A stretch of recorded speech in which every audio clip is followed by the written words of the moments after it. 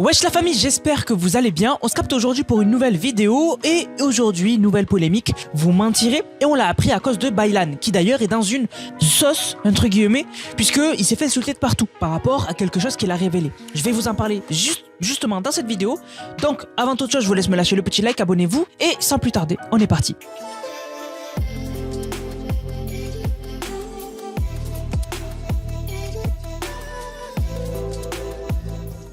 Tout d'abord, news qui a choqué tout le monde. Quelqu'un est décédé. Cette personne, c'est Vince Zampella. Donc Vince Zampella, pour ceux qui ne le connaissent pas, c'est une légende du monde du jeu vidéo, puisqu'il avait co-créé Call of Duty, bâti des empires avec Titanfall, Apex Legends, et il est décédé à 55 ans à Los Angeles.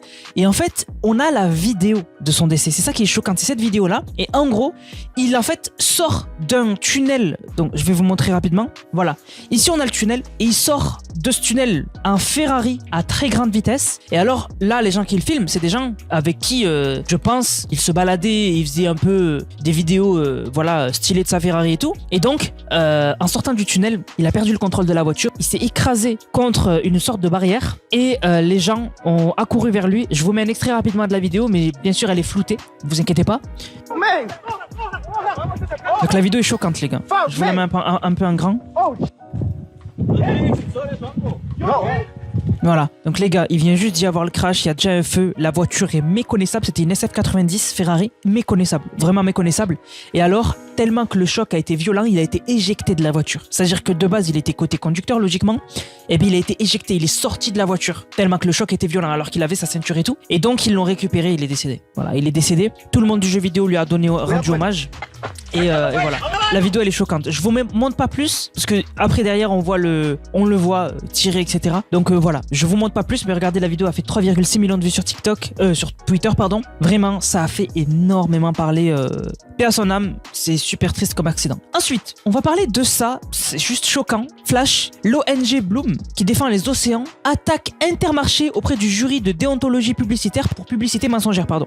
Elle fait remarquer que dans sa publicité de Noël virale, le loup est présenté comme végétarien alors qu'il mange et pêche du poisson. En mode, bon je sais pas si vous avez vu la pub mais c'est la pub d'Intermarché et en gros le loup, bah on dit qu'en mode il est végétarien et en gros la pub elle est autour du loup. Voilà. Et le loup à un moment il mange du poisson et eux en gros ils disent que t'es pas végétarien si tu manges du poisson. Les poissons aussi sont des animaux et... Franchement, non mais franchement, est-ce qu'on en est là encore sérieux? Est-ce qu'on en est là encore à faire ce genre de choses? Je trouve ça débile. Enfin, je trouve ça débile d'attaquer Intermarché alors que de base, leur pub elle est cool quoi. Enfin, je trouve que c'est ça qui rend des fois certaines ONG pas détestables, mais qui fait dire aux gens ouais les ONG des fois ils abusent. Voilà. Alors que les ONG de base c'est une trop bonne chose. C'est une trop bonne chose. Mais bon, faut pas abuser. Alors aussi ça a beaucoup tourné. On a des images de Jeffrey Epstein après un possible S raté en 2019 qui ont été dévoilées.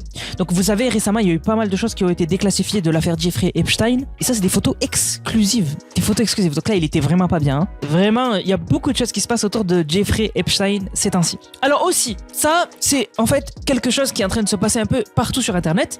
On a 86 millions de titres musicaux qui ont été piratés sur Spotify puis sauvegardés sur des banques d'archives gratuites ouvertes à tous. C'est la quasi-totalité des musiques disponibles. Donc en gros, pas besoin de payer Spotify. Voilà, donc Spotify perd énormément d'argent, les artistes aussi, etc. Mais alors, il y a eu pire. La France se fait hack de partout, je ne comprends pas. Je sais pas si vous en avez entendu parler, mais la France se fait hack de partout. On a aussi La Poste qui s'est fait hack. La Poste s'est fait hack et du coup, il y a eu énormément de choses qui ont été perturbées. Donc du coup, à J-2 de Noël, donc c'était avant-hier, il y a la banque postale qui a été perturbée. Donc du coup, suivez Colissimo, Chronopost impossible. Et donc du coup, ça fait que énormément de vos informations personnelles, si vous avez déjà utilisé des services de La Poste, qui ont fuité. Voilà, des infos personnelles de vous. Mais il y a pire. Il y a les eaux françaises qui ont été hackées. Dans une vidéo de 3 minutes 10, le groupe DDoSIA Project affirme avoir obtenu un accès complet au système français de gestion de l'eau via une interface SCADA HMI. Ils ont mis des screens où ils auraient accès aux eaux françaises. Donc, qu'est-ce que ça implique? Alors, si c'est réel, on est cuit. Hein. Enfin, la France est cuite, puisque tu peux faire des dingueries en ayant accès à l'eau. Alors, à voir si ça sera confirmé. Mais vraiment, je sais pas ce qui se passe, mais il y a énormément de hacks ces temps-ci. Maintenant, on va parler de Kik et alors de ce qui s'est passé récemment donc avec Jean Portmanov, etc. Donc Raphaël Garaven. Et ben en fait, Kik devait passer devant la justice pour savoir si Kik allait être supprimé de France par rapport à ce qui s'est passé. Et alors, pas du tout. Voilà, la justice française a décidé de ne pas supprimer Kik. Par contre, la chaîne de Jean Portmanov, donc JP, donc le local en gros, va rester ban, pardon. Mais Kik est toujours disponible, va rester disponible. Et du coup, ça a rassuré pas mal de créateurs de contenu qui vivent beaucoup de Kik, dont une grosse partie de leur revenu vient de Kik, parce que eux, ils auraient été vraiment dans des gros problèmes avec la disparition de Kik en France. Maintenant, les gars, on va passer au sujet principal. Et le sujet principal, c'est Baylan. Alors, Baylan explique pourquoi lui et Maxime Biagui ont sorti le même concept sur YouTube sans faire exprès. Parce qu'en fait, il s'est fait accuser de plagiat. C'est-à-dire qu'il a sorti la même vidéo, le même concept que Maxime Biagui, et les gens ils lui ont dit tu le copies, t'as pas honte, etc. Et il a dit mais en fait non, je vous explique qu'est-ce qui s'est passé. Regardez ce qu'il dit. D'ailleurs les mecs, je voulais parler de Maxime Biaggi. Vous vous rappelez, je vous avais parlé d'un concept que j'ai tourné avec Mastu et Nico. On est 3 mecs dans un fourgon et il y a un des 3 mecs qui sort dehors et en gros les 2 autres mecs qui sont dans le fourgon, ils ont un micro et l'autre il a une oreillette et en gros tout ce qu'on lui dit de faire, et le mec il doit le faire. Je finis le tournage et tout et là le gars qui taffe avec moi, Julien, il vient me voir et il me dit frérot regarde, il me montre, il me dit frérot c'est la même chose. Et la même vidéo. Ah putain merde, c'est le même concept. Mais en gros les mecs, je vous explique, dans le milieu, il y a des gens, vous le voyez pas, mais c'est des mecs qui taffent dans l'ombre et qui en gros leur métier, c'est de trouver des concepts, des idées de vidéos et d'aller les vendre à des créateurs de contenu. Et en gros, il y a un des mecs qui taffe dans ça, qui était venu me voir il y a 1 an et demi et qui m'avait dit frérot, j'ai un concept pour toi. Et moi je dis putain, le concept il est bien et tout, franchement je suis chaud de le faire, tu vois. En vrai ouais, vas-y, je te le prends le concept. Et je m'en suis rappelé que là, il y a 1 mois, 2 mois, du coup j'ai mis en place le truc. Sauf que du coup en 1 an et demi, ce mec là, je pense, et il a sûrement dû le proposer à Max, qui lui a accepté, qu'il l'a fait. Donc c'est pas grave, parce qu'en soi, je pense que Maxime le savait pas. Et en plus de ça, c'est pas pareil. En vrai, la vidéo, c'est pas la même. D'ailleurs, donc voilà. Donc en fait, c'est ça qui a fait polémique. Alors, bien sûr, le compte qu'il a posté, c'est la Twitch Chance. On en a déjà parlé plusieurs fois sur la chaîne. C'est un compte qui connaît et qui sait qu'est-ce qui va buzz.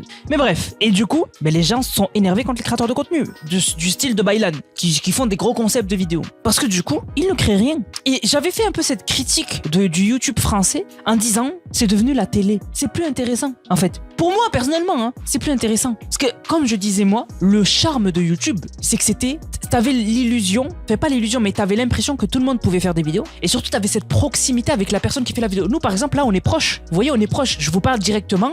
Il n'y a pas énormément de montage. Il n'y a pas des cadreurs, etc. qui vous éloignent de moi. Vous voyez ce que je veux dire ou pas ? À la télé, vous vous sentez pas proche des présentateurs. Pour vous, c'est des présentateurs. C'est pas comme la relation qu'ont les spectateurs avec les youtubeurs. C'est pas du tout la même. En fait, de base, c'était pas du tout la même relation. On se sentait beaucoup plus proche d'un youtubeur que d'un présentateur télé. Parce qu'on savait qu'à la télé, il y a des cadreurs, ça se voit, des fois ça dézoome, on voit une grosse production. Sur YouTube, le charme, c'était qu'on était proche de nos créateurs et que tu pouvais leur parler directement dans les commentaires. Comme vous pouvez faire dans les commentaires maintenant. D'ailleurs, parlez-moi dans les commentaires là maintenant. Mais voilà. Et du coup, YouTube, c'est devenu la télé en fait. Et donc les gens se sont offusqués. Ils ont dit, donc il y a des gens qui sont payés pour trouver des concepts pour des youtubeurs, alors que leur seul talent, c'est d'avoir des idées de vidéos. On vit réellement dans la culture du vide. Moi par exemple, mes vidéos, à la rigueur sur cette chaîne, on peut pas trop m'écouter. Enfin, mon argument n'est pas trop recevable, puisque cette chaîne, c'est un peu par rapport à l'actu que je fais les vidéos, donc je cherche pas les idées de vidéos. Mais par exemple, sur mes autres chaînes YouTube, c'est moi qui cherche les vidéos, c'est moi qui cherche les idées de miniatures, c'est moi qui fais en fait, c'est moi qui fais tout. J'ai pas de production derrière qui me dit, tu devrais faire ça, tu devrais faire ça, tu devrais faire ça. Je me débrouille moi-même. Mais les créateurs de contenu comme Baylan, on se rend compte qu'en fait la plupart de leurs vidéos, c'est pas eux en fait, c'est pas du tout eux. Il y a lui là qui dit, ils sont même pas capables de trouver leur propre concept, c'est une dinguerie. Il a rien inventé du tout, le concepteur MDR, il a juste repris un concept américain. En plus les mecs qui vendent les idées peuvent même les copier, tu pourras jamais savoir. Non mais c'est pas vrai, les youtubeurs n'imaginent et n'écrivent pas 100% de leurs vidéos. Oui, comme les chanteurs qui n'écrivent pas 100% de leur musique, comme les chefs n'imaginent pas 100% de leur plat. Bienvenue dans le monde où tu représentes quelque chose, avant tout les BFN, je sais pas ce que c'est. Mais moi je suis pas d'accord parce que de base sur YouTube justement tu crées tout toi-même. Et je peux comprendre que tu prends des monteurs parce que tu veux quand même des choses rapides et de qualité et tu peux pas tout gérer toi-même. Les miniatures c'est pas toi qui vas les faire parce que c'est devenu un nouveau métier. Mais par contre l'idée de vidéo et tout c'est mieux que ce soit toi qui aies eu l'idée de base. Bref, on a eu des gens qui ont vraiment fait le buzz. On a par exemple lui qui a fait 1 million de vues sur son tweet et qui a dit donc il y a un commerce de concept pour les youtubeurs alors que de base leur métier c'est de trouver des vidéos pour leurs vidéos. Des idées pardon pour leurs vidéos. Ils font ni le montage ni la création. Le montage je comprends, c'est un métier monteur. Hein. C'est un métier, je comprends. La création, par contre, ça doit être les créateurs de contenu.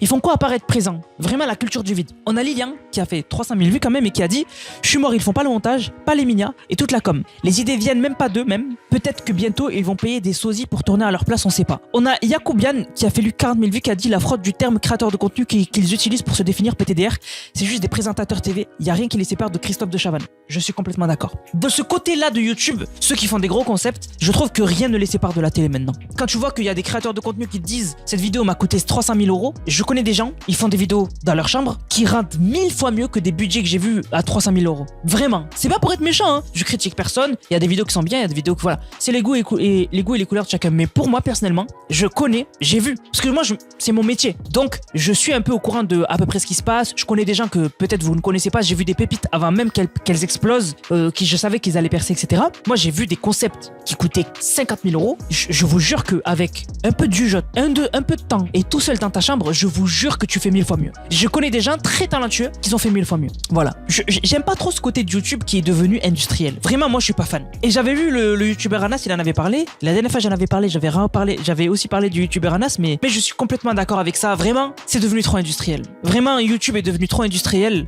Je suis pas du tout fan. Voilà, je suis pas du tout fan. Moi, je suis pas contre que de temps en temps, tu fasses un gros concept qui te coûte de l'argent. Voilà. Mais pas toutes les vidéos. Parce que sinon, après, moi, je trouve que tu perds cette proximité avec les gens. Voilà. Du coup, la famille, j'espère que la vidéo vous a plu. Si c'est le cas, n'hésitez surtout pas à liker, commenter, partager. On se capte, bien évidemment, les gars, pour une prochaine vidéo. C'était Nanas, prenez soin de vous. Bang, bang, bang.